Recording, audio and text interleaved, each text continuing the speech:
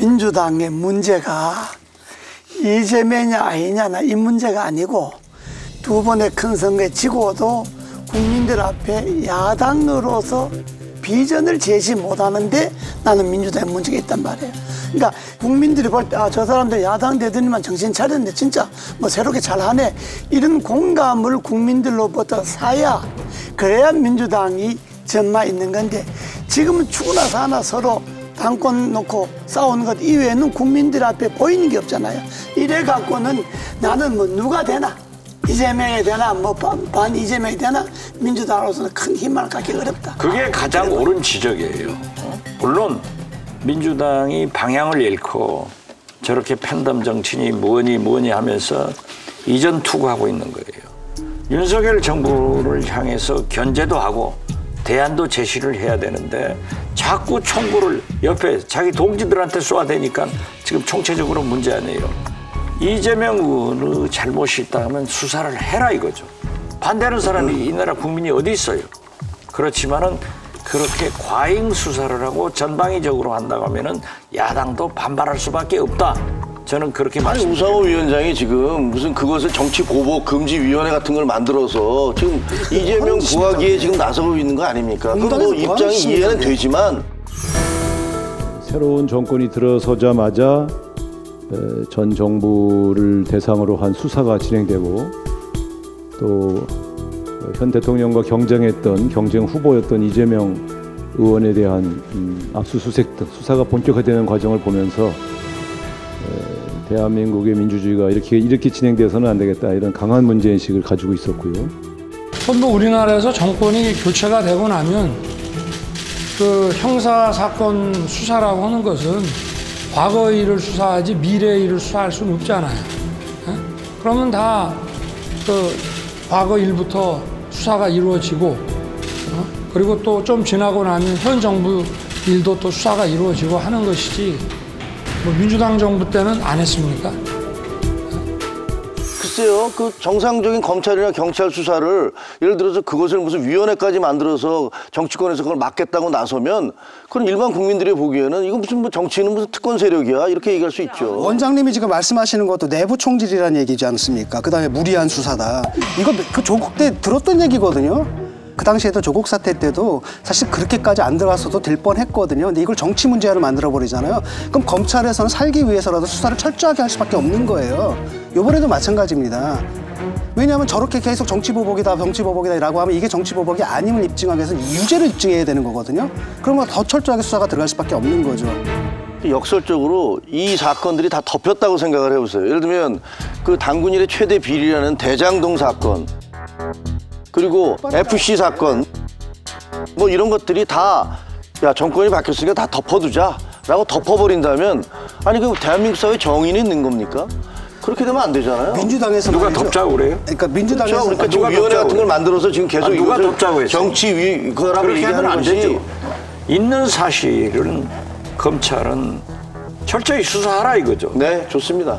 그렇지만 그렇게 전방위적으로 과잉 수사를 하면 안 된다는 아니 과잉 수사인지 그런 것을 아닌지는 얘기하는 거죠. 법원에서 판단을 내려줍니다. 네. 아니 법원 판단 아니라고 그래요. 아니, 그러니까 압수수색 영장을 내면은 법원에서 보면 이것은 기각을 하고 이것은 맞습니다라고 영장을 내주니까 그걸 들고 가가지고 수색을 하는 거 아닙니까? 청구는 누가 하는 거예요? 검찰이 하죠. 그럼 판단은 누가 하는 겁니까? 법원에서 하는 겁니다. 거기서 판단을 내렸으면 존중을 해야죠. 네, 네.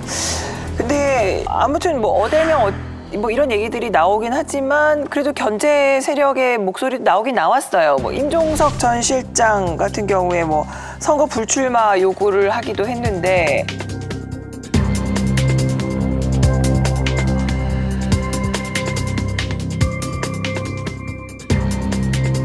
어떻게 좀 당에 영향을 미치게 될까요? 아니면 임종석 전 실장이 나가게 되는 걸까요? 어떻게 보세요? 저는 임종석 전 실장이 그 민주당의 개혁을 부르짖는 거지 당대표 출마는 하지 않는 것으로 알고 있어요.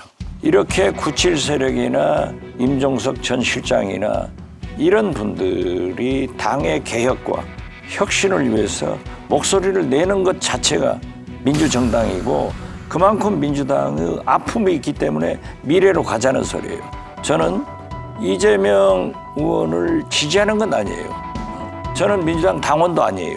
그렇지만은 지금 현실적으로 봐서 이재명 의원이 당대표가 된다고 하면은 임종석 전 실장 같은 분들도 그러한 것을 요구하는 거니까 나쁘지 않다. 단일화 가능성이 있을까요? 97 세력들의. 그거는 뭐 저기가 반대하고 있어요. 그 가장 유력한 주자인 박용진 의원이 반 이재명 연대라는 건 있을 수 없다. 그거 명분도 없다. 그 이른바 97세대 나이 같다고 그래서 같은 가치를 갖는 거 아닙니다. 그리고 민주당이 집권 가능하고 이기는 정당으로 가기 위한 어떤 가치를 보이고 있느냐 이게 핵심이거든요. 예. 그래서 좀 다르기 때문에 그냥 단일화 한다고 하면 그거 완전히 이재명 의원 한 명을 반대하기 위한 단일화밖에 안 되는. 반 이재명 전 예, 저도 별로 동의하지 않습니다. 그래서 각각의 후보들이 뭐 자기의 가치, 자기의 비전, 계획, 민주당의 발전, 승리하는 길 이런 것들을 쭉쭉쭉 말씀을 하고요. 예. 그 위에서 그 연합과 연대가 모색될 수 있어야 된다고 봅니다. 그러니까 어떤 비전을 가지고 승부하겠다라고 얘기를 하고 있거든요. 그런데 그런 비전 없이 그냥 후보 단일화만 해가지고는 의미가 없다, 명분이 없다 이렇게 얘기를 하고 있죠. 그 말이 맞아요.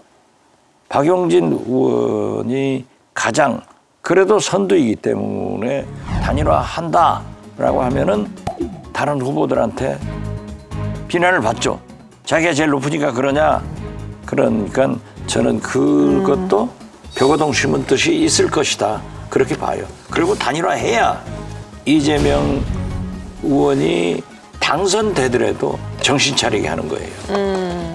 간담을 서늘하게 해야 민주당이 좀 달리 보이죠. 그렇죠. 1대1로 붙어서 박용진 의원이 뭐 되든 안 되든 간에 그러면 뭐 민주당이 좀 정치를 새롭게 하려고 하는구나 하는 힘만 줄 수는 있지. 아니 골프도. 근데 뭐 도토리 키재기로 뭐 6명 7명 와 나서 갖고 하면 민주당 되죠. 희망 없지. 골프도 장갑 벗어봐야 알고 속에도 뚜껑 열어봐야 알아요. 그러니까 지금 이재명, 박용진 1대1로 붙었을 때 박용진이 안 된다는 것은 아니에요. 저는 이변도 일어날 수 있다. 그러한 것이 민주당을 역동적으로 만드는 국민에게 희망을 주는 그런 정당으로 될 수 있다. 저는 그렇게 봐요. 저도 이변을 희망을 하거든요. 그리고 박용진 의원을 제가 이제 지지하겠다라고 하니까 나보고 그러더라고요. 절대 지지하지 마.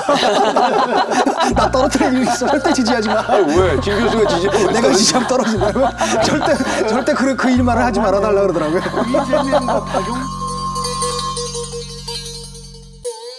박지원 전 비대위원장이 전당대회 출마 의사를 밝혔지만 우상호 비대위원장은 예외를 인정할 불가피한 사유를 발견하지 못했다며 출마를 불허했습니다. 박 전 위원장은 이미 피선거권이 있다면서 후보 등록을 강행하겠다는 입장인데요. 96년생 이대녀, 박지원의 당권 도전은 결국 무위로 돌아갔습니다. 입당 6개월이 안 돼 전당대회 피선거권이 없는 박지원 전 위원장은 입당 직후 공천된 김동연 경기지사처럼 예외 조항을 적용해달라고 주장해왔습니다. 하지만 외부 영입 인사에 공천을 주는 공직선거와 달리 당직 선거엔 예외가 적용된 전례가 없다는 점이 감안된 것으로 알려졌습니다. 비대위원들은 박지원 전 비대위원장이 소중한 더불어민주당의 인재이지만 예외를 인정할 불가피한 사유를 발견하지 못했다고 판단하였습니다.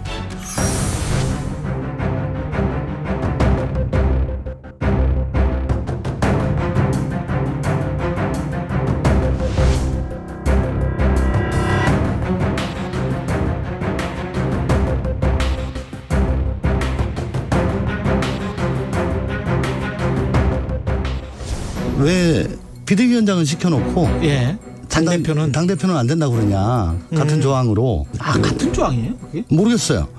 근데 비대위원장은 선출직이 아니고 임명직입니다. 뭐 그걸 누가 뭐 선거해가지고 뽑는 게 아니잖아요. 당이 비상상에 처해 있을 때 그리고 뭐 당내에서 하냐 아니면 밖에서 모셔오냐 이런 얘기 많이 하죠. 그렇죠. 그죠? 비대위원장은 당원 자격이 필요하지 않아요. 토사구팽이죠. 사실 박지원 비대위원장 당대표 출마를 막은 이 정치적 결정은 저 잘못됐다고 봅니다. 옹졸한 거죠. 옹졸한 결정이다. 비대위원장을 맡겨놓고 당대표 출마 자격 없다. 당원 자격 없다. 이게 문구상으로는 말이 되지만 정당이 정치적인 판단을 하는데 이 판단에 국민들이 승복합니까? 저런 옹졸한 정당, 기득권 정당. 욕먹는 거죠. 이재명과 박용진이 1대1로 붙어서 승부를 내는 것 보다가 전혀 이재명과 전혀 다른 사람으로 나오려면 박지현, 나는 그 사람이 출마해갖고 그 사람하고 이재명하고 1대1로 붙으면 뭐 좀 느낌이 좀 달라지지 않을까. 그 지금 출마를 막아버렸지 않습니까? 그러니까 그 출마는 뭐 입당한 지 6개월 안 되면 안 준다 그러는데, 그러니까 그건 예외 규정이 있을 텐데. 예외 규정이 있습니다. 예? 그걸 적용 안 한 거죠. 예. 저도 그 얘기 했어요. 공동 비대위원장은 안 되고 당대표는 왜 막느냐. 이게 국민이 납득 안 하는 거예요. 그러니까. 민주당이 잘못되고 있는 게 그런 거예요.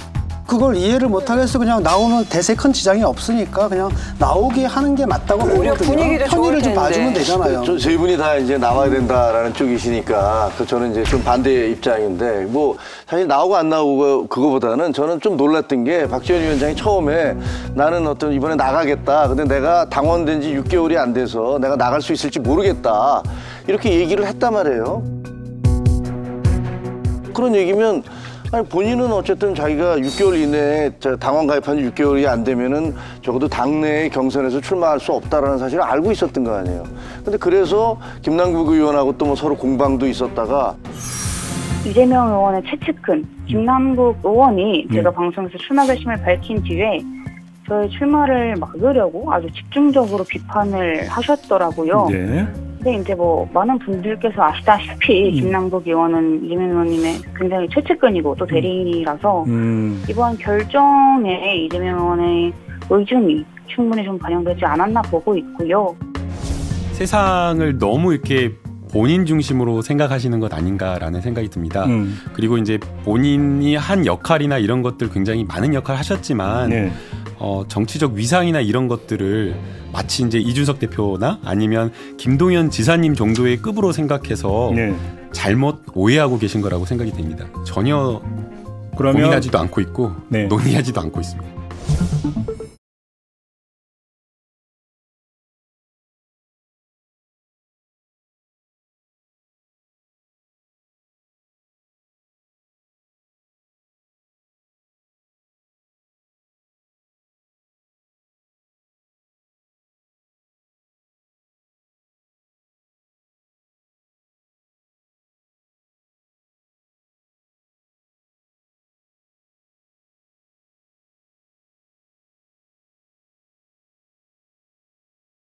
그냥 정리가 되는가 했더니 나중에 좀 있다가 야, 좀 바꿔서 나를 당원 내보내게 해줘라고 얘기하는 것을 보면서 그건 좀 의아했어요. 왜냐면 본인 자체가 항상 야 어떤 특혜나 뭐 이런 것들을 다 없애고 공정하게 하자라는 젊은 세대의 목소리를 대변해 왔던 거 아니에요. 근데 자기에 대해서는 나는 6개월이 안 됐지만 나는 당무회에서 의결을 해줘서 나를 내보내게 해줘라고 얘기하는 것이 박지원이 그동안에 주장해왔던 그런 상징성, 심볼과 그게 일치하는가? 라는 부분에서 저는 좀 의아했어요.